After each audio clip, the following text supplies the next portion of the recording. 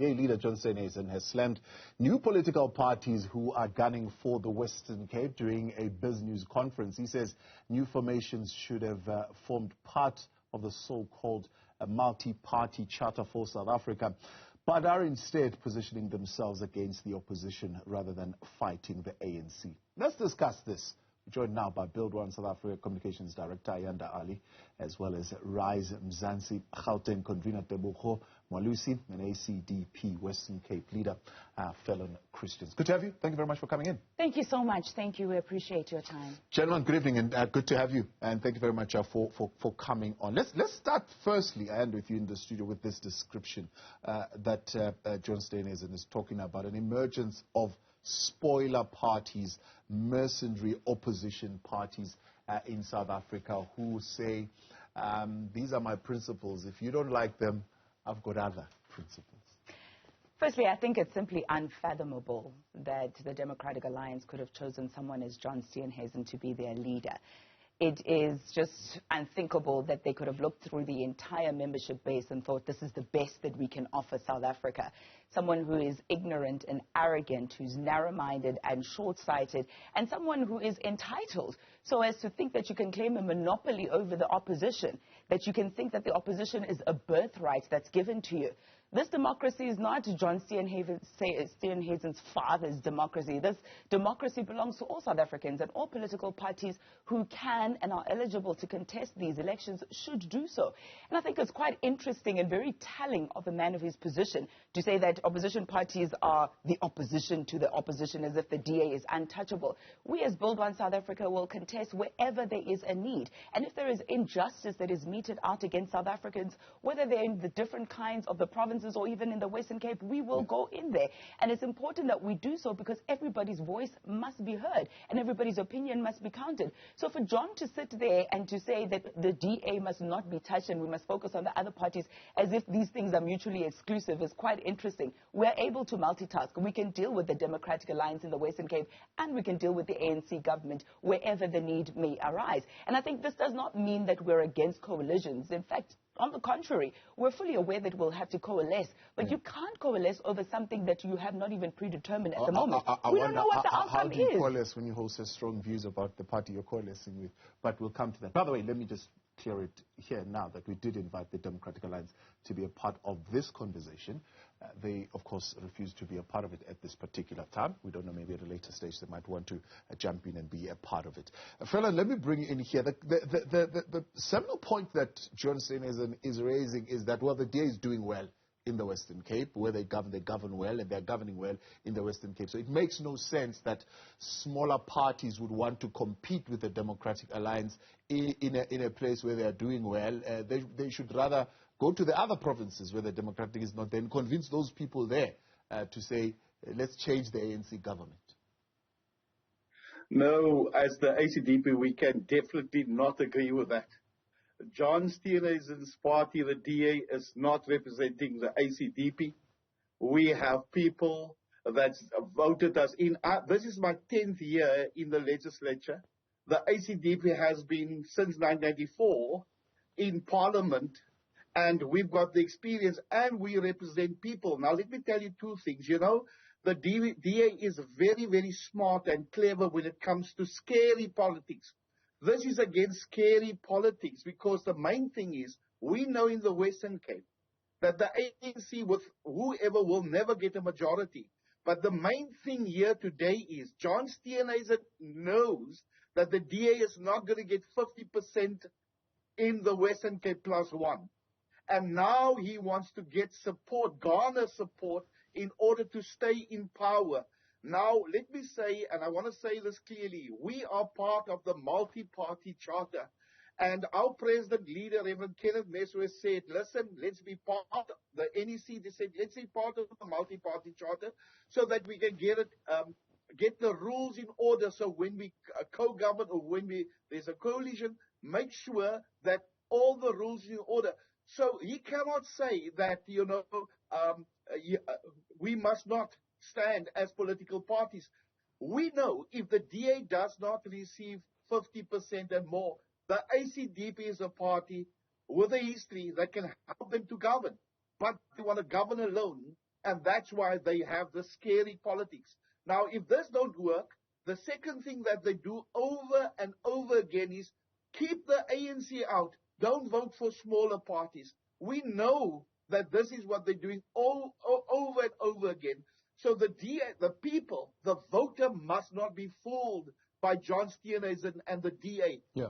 They must vote their conscience, they must vote their values, and that is what we as the ACDP are saying. I think if I'm correct here, different to both of you, ACDP, you're the only ones who've signed to the multi-party charter, right? Bosa is not. We've not signed. You've not, and Rise and Zansi is not. So why have you signed? Why did you sign with them? The important thing why we decided to sign is that, you see, when you sign the multi-party charter, you are part of making the rules. If there is a coalition needed at 29th of May, you were part of the rules. You cannot cry foul after the election and say, but don't agree with the rules. We are part of the rules, and that's why we're part of it. So we disagree and agree in order to make sure that when there must be a coalition or a co-government, that we were part of making the rules. How are we going to have a successful and effective coalition after after the election? All right, Tebogo, let me bring you in here. I'm very clear with you. He says you are a party that is coming under property rights. That's what he says. He says, why would anybody, especially in the Western Cape, vote for Rise and Zansi, a party that has been clear on its policy position around property rights?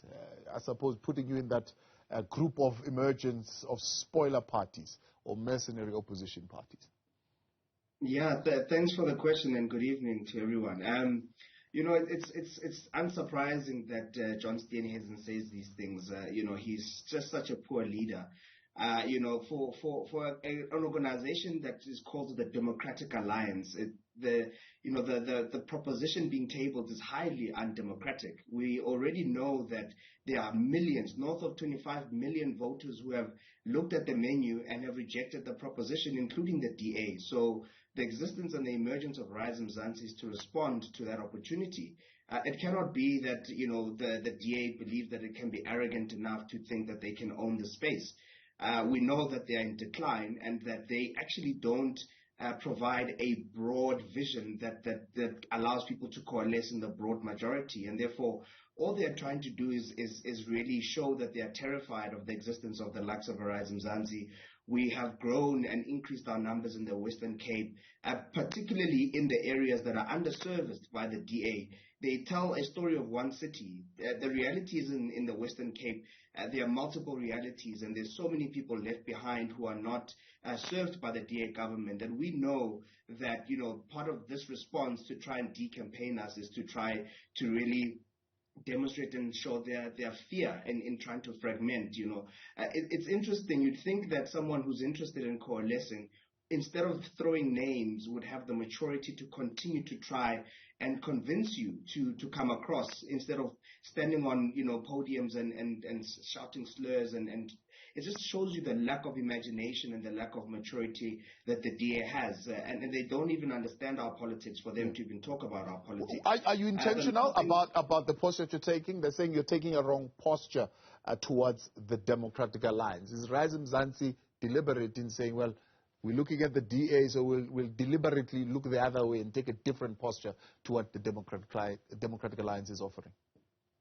We're offering an alternative. We've looked at the current, you know, political landscape, and it's not just the ANC that's problematic. It's the entire political establishment, which includes the Democratic Alliance. And so our proposition, when we say we want to build a safe, prosperous, equal, and united South Africa in one generation, that's exciting people, because it's not about fear-mongering and positioning one's existence and being obsessed about being anti-ANC. People are tired of that. They want a politics that works, a politics that will inspire people, bring solidarity, and convene society broadly around turning around this poly-crisis that we find ourselves in.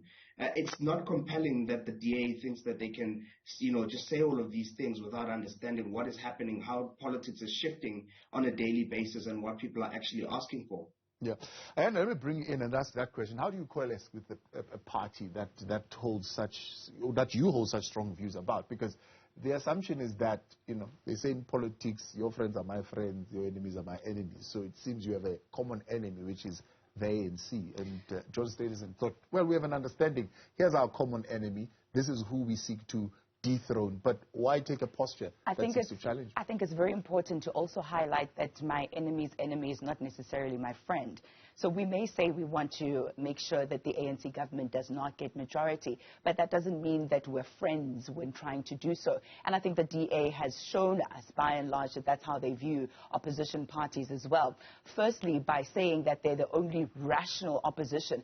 I mean, by what means, on what standards, on what measure? Where's this rational meter that they used and placed the DA upon to measure their rationality that disqualified the other opposition parties? I think that's quite irrational, to use that same word as well.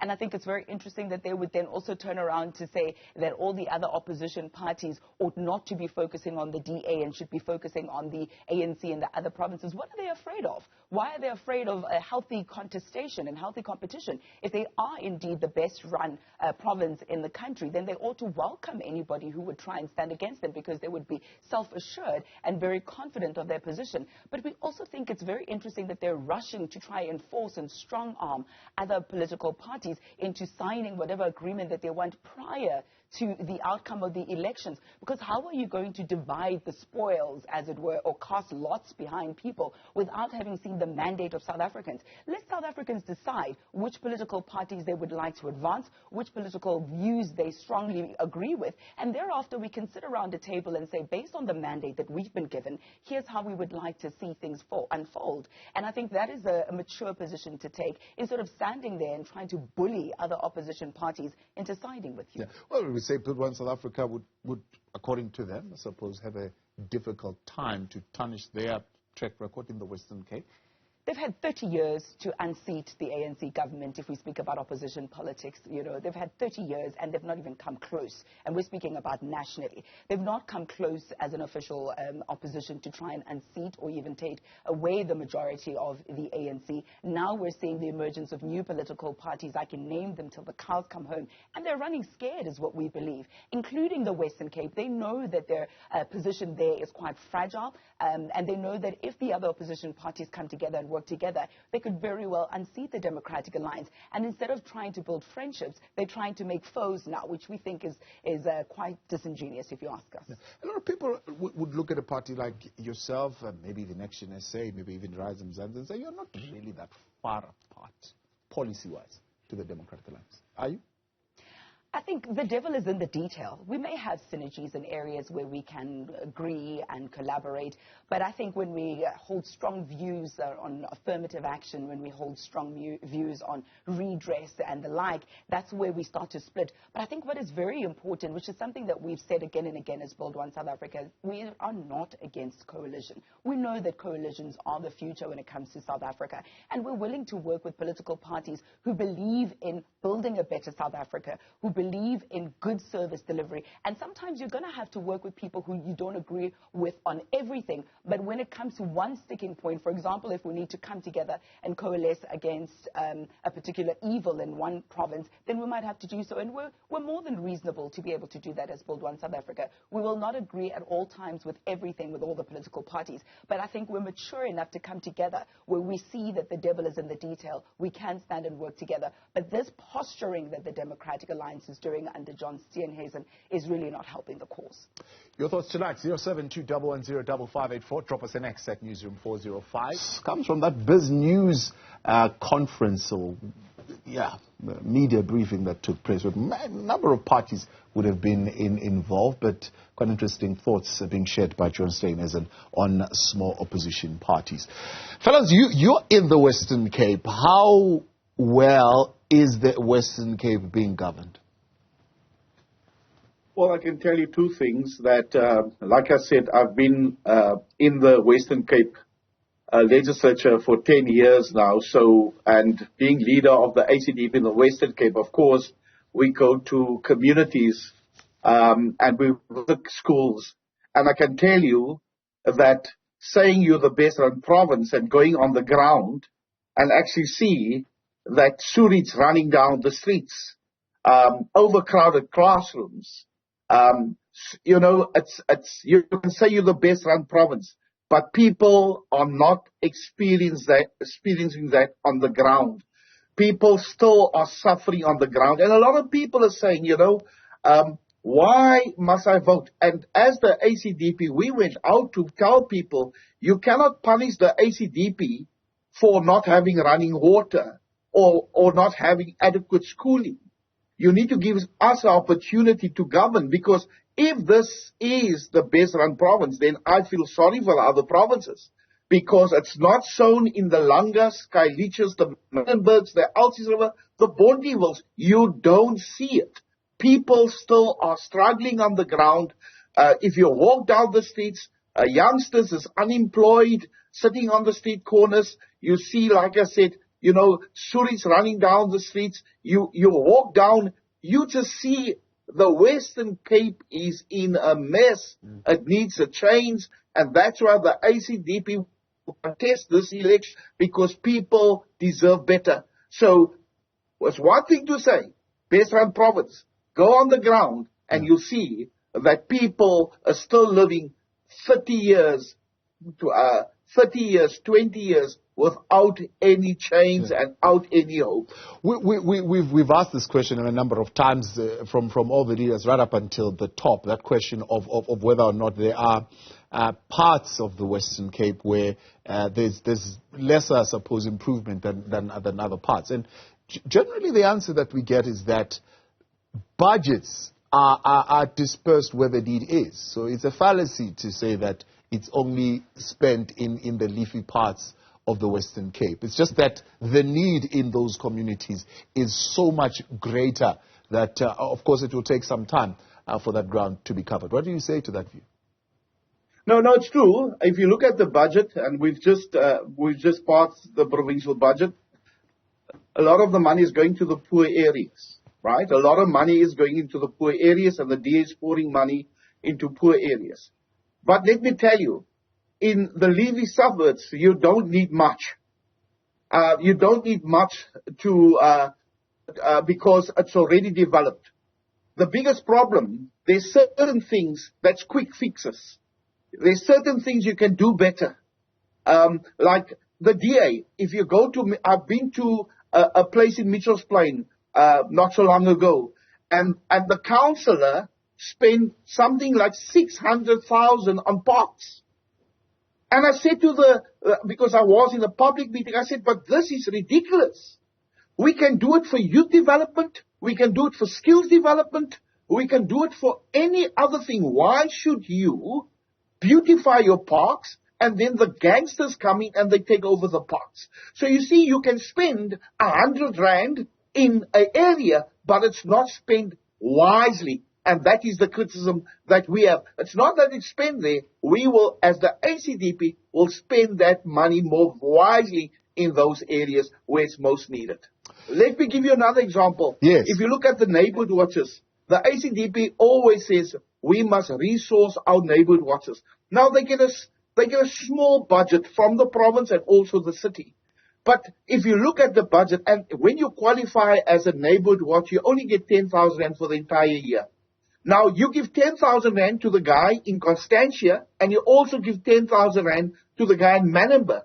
In Constantia, they've got vehicles, they've got two-way radios, they've got everything. Not in Manenberg, not in Kailicha. And I said to the MEC so long time ago, you cannot give the same money to that Constantia and the same money to Kailicha because the need is greater. So this is the disparities that we have. Money is spent in the poor areas, and most of the money, but it's not allocated because the DA cuts the budget and they do it the way they want to do it. I believe the money can be better spent in the poorer areas that's underdeveloped. Yeah. Tebogo, that question for you as well. I mean, I put it for you that you are seemingly, I mean, other people will want to say, Rise Mzansi is just DA light. You are very close to the DA in terms of your policies. How different are you really? We're fundamentally different, Tabo. I think one of the first things is that we've chosen a social democratic path as our anchor from an ideological point of view, and that's quite different to what the DA proposes. Being positioned center-left means something, especially in a country which has got deep injustices where, you have redress that needs to be a fundamental part of the core functions of a government.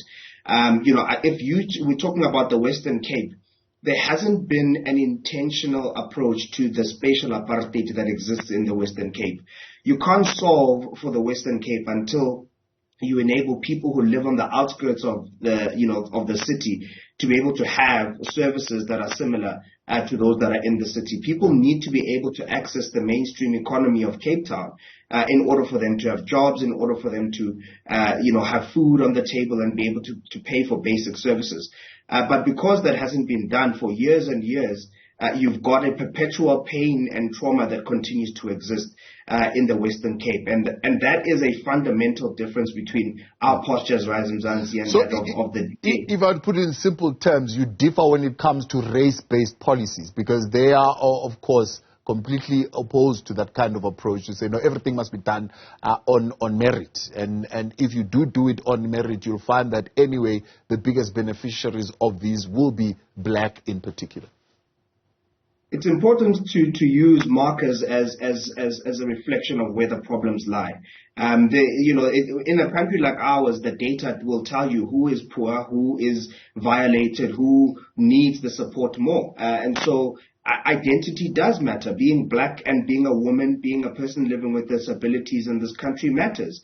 It means the level of emphasis and prioritization based on certain programs has to be directed in a specific way. So some of these proxies are fundamental in terms of what is the intervention that the state and the government needs to run in a specific province. So we can't be blind to race and identity politics. What we mustn't do is weaponize it. We must understand the issues and build complex responses to some of the issues that we face. Because even in black communities or colored communities, they are not homogenous. These are different people, different areas have got different issues. And so you must respond to the issues and be targeted and move with speed in terms of dealing with some of the challenges. We know that gun violence is a serious problem in the Western Cape. And all they're doing is just bringing heavy policing, which doesn't help. You have to deal with the fundamental issues, the source of the issues. Issues around drug and substance abuse, the mental well-being and the broken nature of families that live in the outskirts of Cape Town. We don't see much work happening around that. And for us, that's where we would put a lot more emphasis. The family institution needs to be restored, particularly in families that live on the outskirts of cities and towns. Until we do that and we fix for that problem, no amount of work that is done at a government level is going to help, the peoples that are the most vulnerable. The levels of hunger, just the ability for people to have nutritional meals on a daily basis is highly disturbing. We've got millions and millions of people who are not able to actually have a meal every single day, which is highly problematic, and they stare into nothingness, into the hopelessness of the full day without having anything in their stomachs. It's no wonder, the Western Cape has got some of the highest crime provincially that we've seen. Yeah. So, I don't speak for the DA, but I'm sure if they were here, they would tell you, one, we are the province with the lowest unemployment. We are the province that has got our LEAP officers that have been deployed. They're fighting crime in some of the most dangerous parts where the gangs are operating, and they're showing a whole lot of success in terms of a drop in the murder rate and so on and so forth. And they'll tell you that the problems that you're talking about, for example, of hunger and whatnot, are broadly because of a badly run economy at a national level, where there's a lot of mismanagement of the economy, and the economy is not growing and could be doing better. Well, I think they sometimes take the victories, but they don't own the losses. You can't say that provincially we do the best, but then when it comes to the economy, you blame the national economy. They are responsible for building a province that's functional, that creates jobs for people, that builds wealth, that makes sure that wealth is well distributed so that people have got access to being able to spend money and build and secure their families. So I don't buy that. At Rise Mzansi, we talk about, when colonialism and apartheid are your baseline, everything looks like progress. What we would have wanted to see in the Western Cape is far, they should be much further because of the assets that they have, the platform that they have to accelerate change is actually much better than many provinces, and yet they haven't been able to leverage that advantage to create meaningful change and impact people's lives. And so we don't buy that, that they're doing well. I think we'll see that the elections on the 29th of May will demonstrate to the DA that it no longer has a stronghold that it used to have. And this is why we are seeing John reacting this way. He's under threat. He knows that the DA no longer dominates in the minds of people because they don't offer exciting politics that inspire change. So we come 29 May, Rise Mzansi will show the people of the Western Cape that we are not just a small party. All parties begin somewhere. In 1994, the DA was at 1.7%, if I'm not mistaken. So there's a path. We know that ours is a generational mission, and we know that through this 25-year program, we'll be able to anchor, South Africa's politics as the political, intellectual, and emotional center of South African politics. What's your target against the 2.3 million you said in these elections? Pardon? Your target for these elections is 2.3 million votes. Is that what you're targeting? Well, we'd like to be in government. So our target is to make sure that we have an influential role in shaping the governance business and making sure that our new leaders contribute to the discourse and changing of the political outcomes. But where do you project yourself to be in this first round? Well, we would love to be in, north of 10%. That's where I think we can make meaningful change. And I think the ground is fertile. The context means that change is coming. And I think people are ready to come out into the polls and test something different that doesn't look like the ANC, the DA, or some of the political parties we've seen fail year in, year out. Yeah.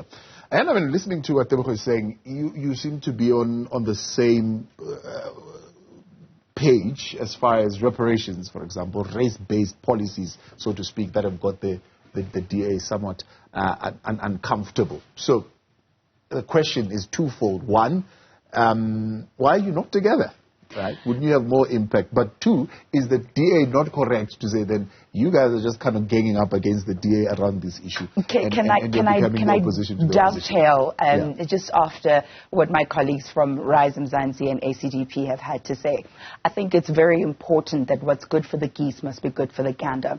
If we're able to measure the successes and the failures of the ANC by a certain standard and a certain metrics, we should do the same for the DA. The ANC will also tell you that we have done X, Y, and Z, and we've improved on this, and we've spent on that, and we've budgeted for this, and yet we're not seeing the change on the ground. So the same must be held to account, when it comes to the DA. We should be able to say in the Western Cape, you have your Hermanes and you have your Franschhoek, but you also have your Gugulethu, you have your Langa, you have your Kailicha. And they shouldn't shy away and say, oh, but we throw money at that. Our budget is spent the most in this area. The fact is that we're not seeing the change on the ground. And I think the DA must own it and not just hold the ANC to account when they are showing failures. They must also be willing to say, we concede, we should be able to do more because we're not seeing the successes on the ground. So I just wanted to just agree with our colleagues when it came to that one.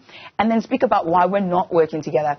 I think it's very spicy that you asked that question. You'll know that Build One South Africa was formed prior to Rise Mzansi, and even while the Rivonia Circle was ongoing, we had asked our colleagues from the different political parties to say, come and join Build One South Africa. We're very similar in our approach. Build One South Africa spearheaded the candidates recruitment process, for example. We were the first in the country to have a process where we asked ordinary people from different constituencies and different sectors of society to join us in this political party and thereby, be able to run and contest in, under the umbrella of Build One South Africa. It is a model that has since been replicated, and that we think that's a good thing. The more the merrier. But we had started those discussions prior to the formation of Rise. Rise was formed, and that's a good thing. Again, we welcome democracy. We welcome multi-party politics, so it's something that we welcome as well. Conversations have been taking place alongside what we're seeing at the moment, and we're hoping that one day we will be able to find each other. I think Tebogo can speak to why we have not found each other as yet, But we're happy to say that, yes, we are speaking not only just to Rise and Zansi, different political parties that we think we have a lot of similarities with. At the moment, we're set to announce some collaborations with some of the smaller political parties, and we're hoping to make those announcements pretty soon. So we're not against, again, working together with other political parties. We definitely are for that. We do believe in coalitions, and we believe that the future of South African politics is coalitions. Tebogo, is a case of let's go to battle, let's see what the mandate is, and then we can come back around the table and then talk about it.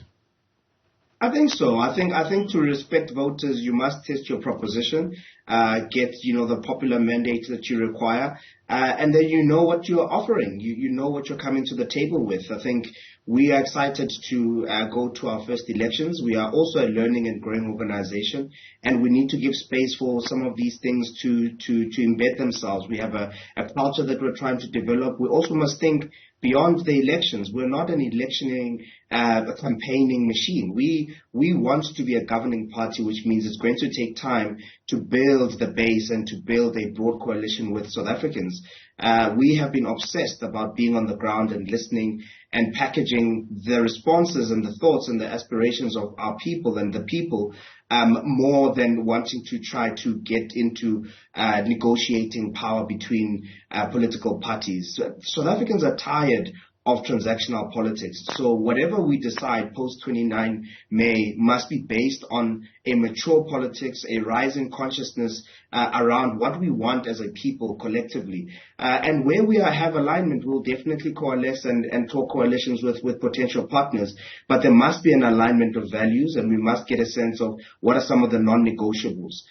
You cannot, in a South African context, not take race as a proxy for where the pain is, as a fundamental baseline of how you're going to approach, prioritization. And so some of those things create a lot of challenges, but I'm sure there will be similarities and overlaps, and we are excited as long as we can get new leaders into government so that we can raise the level of performance and output that we currently have. Without new leaders, we're still going to get the same outcome. Right. And the DA does not offer anything different. And we hope to see what other new candidates will join Rise Mzansi as we grow and move towards the election. I'll come back to you, Ayanda, and give you final wrapping thoughts. But let's go to Joe in Boksburg, dropping us a message on WhatsApp, 072-110-5584. Joe in Boksburg. And I want to put that to yourself, Ferlon. Says, hi, Tom, my problem with political parties is that they see the ANC as a problem, but are not telling the electorate what they are doing, or what they're going to do for the nation to better the situation than the ANC. Thanks, Joe. Appreciate that message. Ferlon, let's put that to you, because you're probably one of the parties that's been in government for the longest time, quite critical of the ANC and its governance. But some people feeling the sense that, for example, a party like ACDP doesn't really tell us what they are going to do. Look, we had our manifesto launch in Johannesburg about 2 weeks ago, and we outlined exactly what we're going to do. When it comes to crime, we are very firm on crime. We said a couple of things when it comes to crime, but the basic things that we said on crime is, we believe that when it comes to rape and when it comes to murder, there must be no parole. We said that, the guys that are perpetrators that are arrested and convicted, they have a 5-star lifestyle in prison. They have 3 hot meals, they have TV, they can study all of these things. We believe, we as the ACDP, we will be firm, and those guys must go and work out programs in order for them, because what we are saying is the law-abiding citizen must pay for boarding and lodging, and these guys have luxury. So you must have a system where they can work and where they contribute to society. They are living in luxury, and the law-abiding citizen must work. There's a lot of, when it comes to housing, when it comes to, so we have policies on basically, let me just give you another thing with education. Yesterday I had a public meeting and I said to them, people study, they matriculate, they graduate, and they cannot find a job. So we as the ACDP believes that what the economy needs, the education must be aligned to what the economy needs. We also believe in opening our teachers' colleges again. You know, we had successful teachers' colleges, and that was closed down. So we have a manifesto. We know exactly what to do. But let me just go back.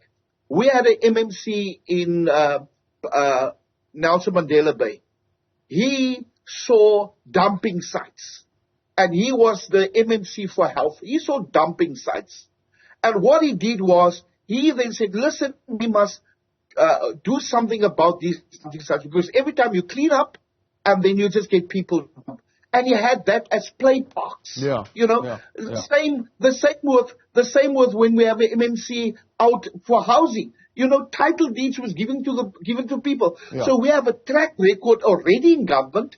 And we have got much more to do when it comes to the policies of the ACDP. Right. Let's wrap it up with this one.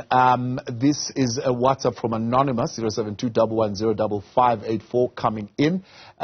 Here's what it has to say. All right. Hoping it's going to come up sometime. All right. Evening, Tabo. The DA is running scared. The Western Cape is divided, and they choose to continue to divide the population of the Western Cape by scaring them like the apartheid regime did Swat Ghafar. It's the best-run province for white people. That's Anonymous. Why I'm reading that is because my final question to you is, the DA says rescue the country, never mind the Western Cape, from an EFF-ANC coalition. Are you not worried about that if you don't support the DA?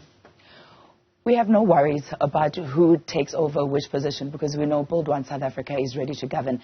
We're not a government in waiting, we're a government in working. We've already started delivering water tankers. We've already started equipping young people for work readiness. So we know that we're going to take a really critical chunk of the vote this coming election, and we're confident of that. We're going to put a job in every home, and how we're going to do that is by placing key individuals who've got the right expertise, the right qualifications in key critical positions. Yeah. We're going to make sure that our democracy is one that's based on meritocracy. All that work would be in vain. No, because you've not included us in the you're already assuming that there's going to be an ANC EFF coalition. You have not seen what the electorate will do in terms of voting for Build One South Africa.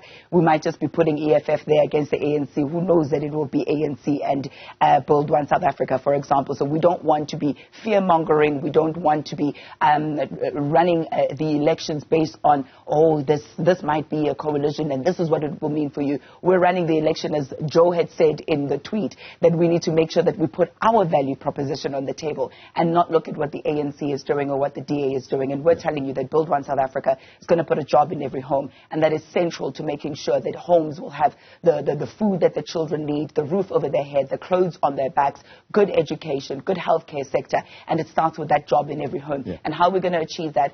Firstly, by making sure that it's a democracy that's based on meritocracy, making sure that we have safe environments, making sure that there is electricity, making sure that we're able to grow this economy. And don't worry about the fear-mongering or which coalition will take precedence in which particular area. Vote with what you know you want for the country and not what you fear. Tebogo, that fear-mongering question for you as well. Are you not concerned about, because part of the fear-mongering messaging is, well, if you don't vote us in, you'll have an EFF-ANC coalition, and that is going to spell disaster for this country? Yeah, I think it's lazy politics, to be honest with you. I think it's time that we change the framing of how people are going to coalesce. We are not worried. I think the DA knows that fear is a lousy emotion. I think we must inspire people. It's an opportunity to reinvigorate what we did in 1994, 30 years later, not yet Uhuru. We've got an opportunity to really galvanize ordinary South Africans behind something that could be quite extraordinary. And the idea that we can build a safe, prosperous, equal and united South Africa in one generation, I think is an exciting proposition, rather than talking about what we shouldn't be doing and who we should be fighting. What we're fighting against is lack of progress. What we're fighting against is the trauma and the pain of years and decades of a failed state that doesn't serve people in the majority. And people are waiting for impact. They're waiting for change. They're waiting for new leaders who are going to put a new energy behind government. They don't want to watch parliament and see people throwing chairs and swearing at each other. They want people who are going to be serious, who are capable and competent, but who are also caring enough to understand that politics is about the people and should be place people at the center of it. Let's put people's well-being at the very core of our politics and not use this as an opportunity to power grab and get as close to the purse as possible. We are in a deep crisis. South Africa is going down, and we need to stop the hemorrhaging and prevent this from becoming a crisis that cannot be averted. South African people are amazing people. They are really resilient, and they've got so much love for this country. We just need to reconnect them to that sense of purpose. And I think we will then have a broad coalition of people, political parties, civil society, business, who will then want to move for a change that will be driven by a right leadership in government. Tebogo, Ferlon, Ayanda, appreciate your time. Thank you very much for joining us and being a part of our conversation tonight. And thank you for your engagement.